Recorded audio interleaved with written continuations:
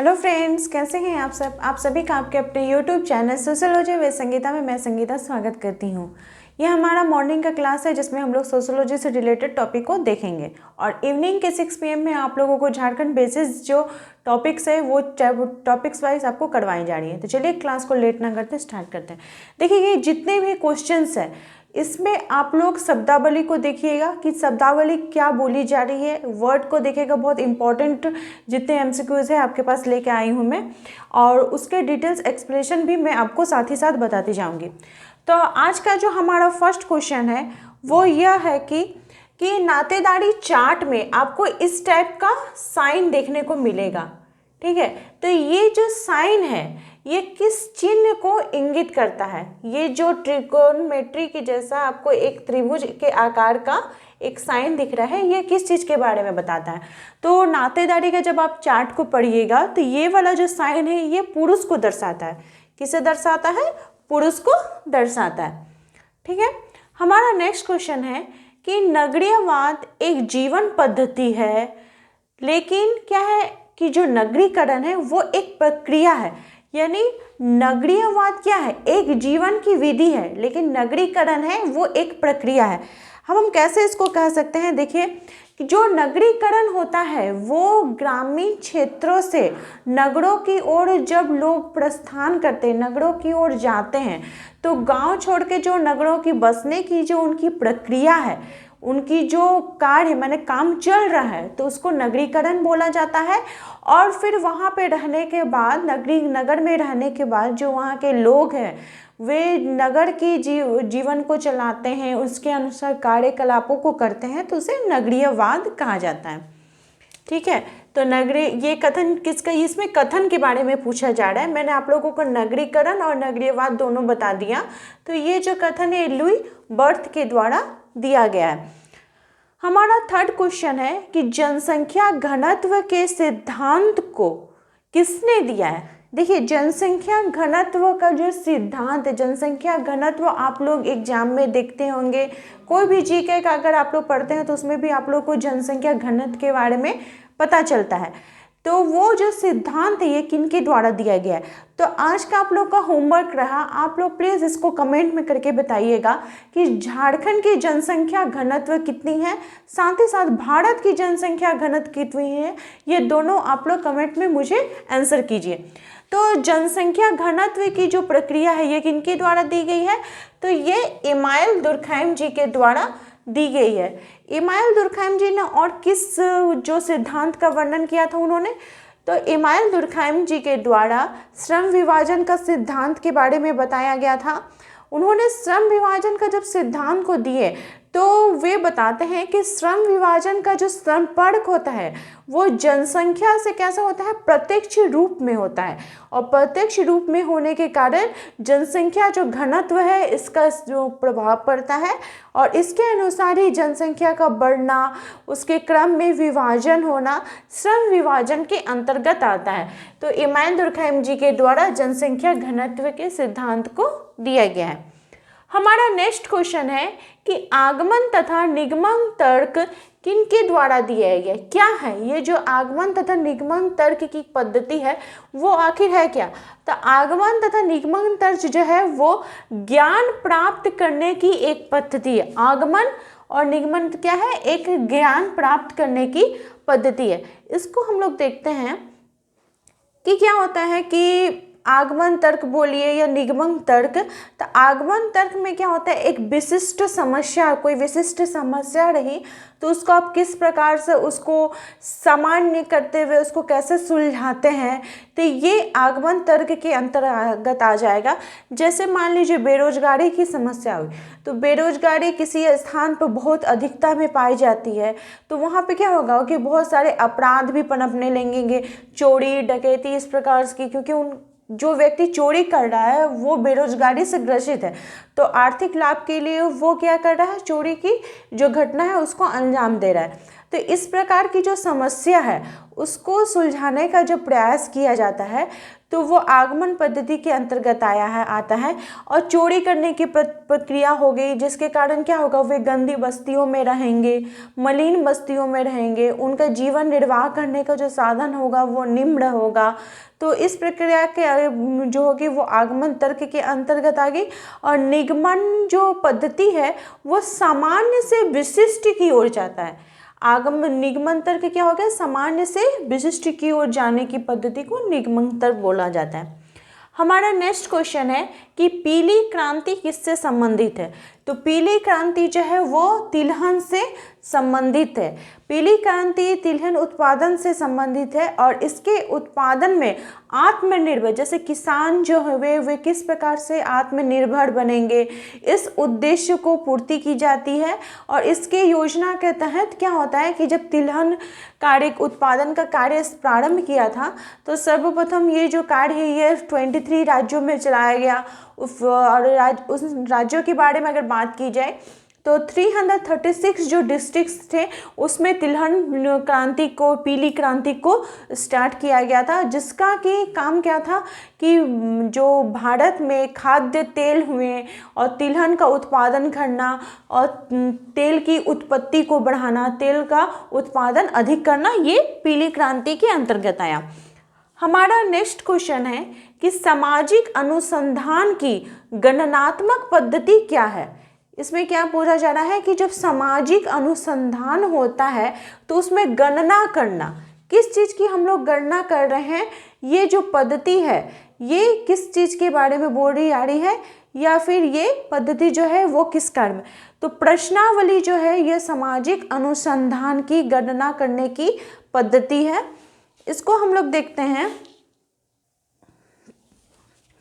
प्रश्नावली क्या है, एक सामाजिक अनुसंधान की पद्धति है जिससे क्या होता है, गणनात्मक पद्धति को संपन्न किया जाता है।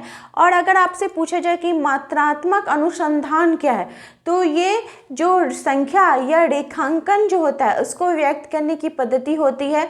इसका उपयोग सिद्धांतों और मान्यताओं का जो परीक्षण किया जाता है तथा उसकी पुष्टि की जाती है, इसके लिए प्रश्नावली का हम प्रयोग करते हैं। हमको मान लीजिए किसी के बारे में कोई जानकारी हासिल करनी है तो हम उससे क्या करते हैं, प्रश्न करते हैं। प्रश्न के आधार पर उनकी जो सोच है उसे पूरा किया जाता है। तो इस प्रकार से हम कह सकते हैं कि यह अनुसंधान का उपयोग किसी विशेष के बारे में सामान्य करने के लिए, मान लीजिए कोई विशेष कब है जब उसके बारे में हम कुछ नहीं जानते हैं तो उसको हम सामान्य किस प्रकार से कर सकते हैं, उससे प्रश्न पूछ के उनके प्रश्नों के उत्तरों को जानकर हम उसकी जो वो विशेष व्यक्ति है उसको सामान्य कर सकते हैं। ठीक है, हमारा नेक्स्ट क्वेश्चन हम लोग देख रहे हैं कि किस एक तथ्य को सिद्धांतों के बीच, किस एक को तथ्यों व सिद्धांतों के बीच एक कड़ी माना गया है। किस चीज को बोला जाता है, जो तथ्य होते हैं और जो सिद्धांत होते हैं उसका क्या करते हैं, एक कड़ी के रूप में यानी एक चेन के रूप में कार्य कर रहा है। तो परिकल्पना बोलिए या उपकल्पना बोलिए, एक ही बात हुआ। मान लीजिए कि आप लोगों को कोई एक प्रोजेक्ट दिया जाता है बनाने के लिए, तो प्रोजेक्ट बनाने के लिए हम लोग क्या करते हैं, उस जिसके बारे में जो प्रोजेक्ट बनाना है उसके पहले उसको सोचते हैं कि उस प्रोजेक्ट को किस प्रकार से कंप्लीट करेंगे, वो जो प्रोजेक्ट दिया जा रहा है वो क्या चीज़ है। तो पहले से एक जो दिमाग में सोच बनती है, एक हमारी परिकल्पना बनती है, तो वही परिकल्पना क्या होता है, हमारे तथ्यों को, हमारे फैक्ट को हमारे जमा करने में मदद करता है। उसके अनुसार फिर हम लोग क्या करते हैं, सिद्धांत को बताते हैं। इसमें आप देख सकते हैं कि जैसे देख लीजिए एम.एन. श्रीनिवास जी का जो संस्कृतिकरण की अवधारणा, एक सिद्धांत हो गया, एक पद्धति हो गया। तो क्या उन्होंने डायरेक्ट इसे बना दिया? नहीं ना। तो इसके लिए वो पहले क्या किए, पहले एक सोच की, एक परिकल्पना की, एक उनके दिमाग में एक परिकल्पना आई जो संस्कृतिकरण है वो क्या चीज़ है। फिर उन्होंने क्या किया, एक सोच बनाया। फिर वे सोचे कि ठीक है हम महाराष्ट्र जाते हैं, महाराष्ट्र में जाकर जो कुर्ग जनजाति हैं उनका हम अध्ययन करेंगे। तो वे जाकर वहाँ पे उनका अध्ययन करते हैं। इससे क्या होता है, वे तथ्यों को जमा करते हैं। तथ्यों को जमा करने के बाद वो वैज्ञानिक पद्धति को अपनाकर सिद्धांत को बनाते हैं। तो इन दोनों के बीच चेन का काम कौन कर रहा है, तथ्यों और सिद्धांतों के बीच परिकल्पना जो है वो चेन का काम कर रहा है। ठीक है, हमारा नेक्स्ट क्वेश्चन है कि विरेलसन जो पद्धति है जो कि 1954 में आया था, ये क्या है? तो विरेलसन पद्धति जो है वो अंतर्वस्तु विश्लेषण में इसको उपयोग किया जाता है। अब यहाँ पे मान लीजिए क्वेश्चन मार्क आ रहा है कि विरेलसन पद्धति आखिर होती क्या है। तो विरेलसन पद्धति को कब इसका प्रयोग किया गया था? 1954 में। और ये किसके लिए प्रयोग किया जाता है? तो ये अंतर्वस्तु विश्लेषण में प्रयोग किया जाता है। अब यहाँ पे बोलिए कि अंतर्वस्तु विश्लेषण क्या है। देखिए, शब्द कठिन लग सकते हैं, लेकिन जब आप इसको समझ जाइएगा तो वो उसके जैसा इजी कुछ भी नहीं होता है। तो अंतर्वस्तु पद्धति उस पद्धति को कहा जाता है, जैसे मीडिया, हम लोग कोई भी चीज़ को सर्च करते हैं जिसके बारे में नहीं जानते, हम लोग क्या कहते हैं, मीडिया का माध्यम लेते हैं, गूगल में सर्च करते हैं या फिर बुक से देखते हैं, न्यूज़पेपर से देखते हैं।